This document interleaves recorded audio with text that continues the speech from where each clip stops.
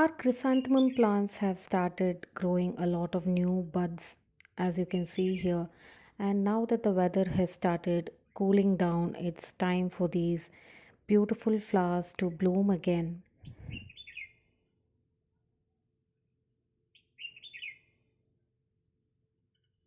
Hi everyone, and welcome to Fresh from My Garden.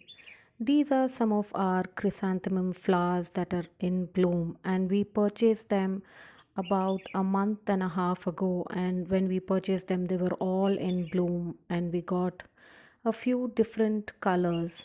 Chrysanthemums are perennial flowering plants, and they usually bloom twice a year during the springtime and during the fall or in late summer. These flowers come in a wide range of beautiful, bright pinks, yellows, reds, and a lot of different colors. And they add a lot of color and beauty to flower beds. And we usually grow them in containers. In today's video, I'm going to be sharing a few tips to make these plants bloom regularly year after year. Chrysanthemums grow well in full sunlight and in well drained soil. So, for these plants to bloom well and have lot of bunches of flowers like you see here, they need to get at least 6 to 7 hours of direct sunlight every day. So, here we have placed them in a spot that is in the southwest side of our garden and it gets a lot of sunlight. They need a well draining potting mixture that makes sure that the soil doesn't stay wet constantly and drains all the excess water out of the containers. During the flowering season, make sure to fertilize these plants at least once every 15 days with a rich banana peel fertilizer. We usually throw most of the banana peels that we eat at home in several of our flowering pots, and they stay there and decompose and enrich the soil so that these plants will get a lot of nutrition. Used tea leaves and coffee grounds are also great fertilizer for flowering plants. Here we have a few plants that were purchased a couple of years back, and we still have these in our garden, and they are looking really healthy and also starting to form a lot of new buds and new leaves. And as you can see in this video, we also add a lot of crushed eggshells to many of our flowering plants that grow in containers. In order for these plants to bloom year after year, we need to make sure that these plants are well pruned after the end of the flowering season.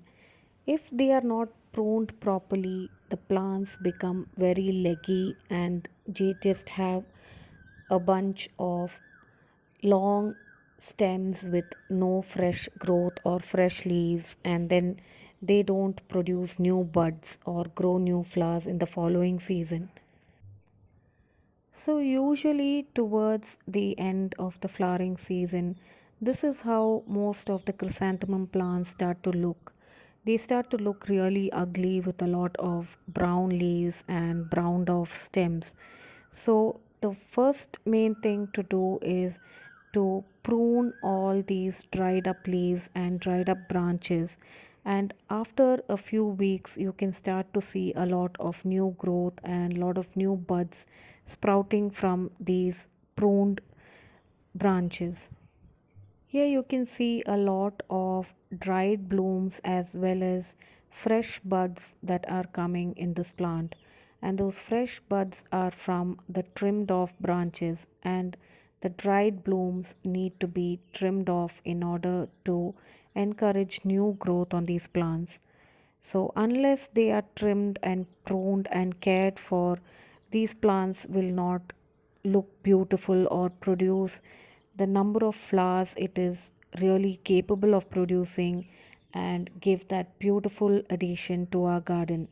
So, with regular pruning and lots of sunlight and fertilizing at the beginning of the flowering season and every 2 weeks during the flowering season will give this flower a lot of boost and help it grow well and produce a lot of lush green leaves in addition to the wonderful colorful flowers that add so much of beauty to the garden.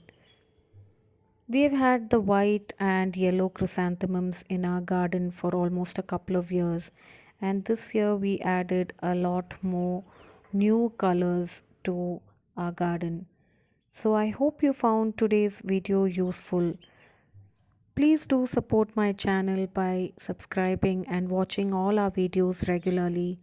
Thanks for watching Fresh from my garden.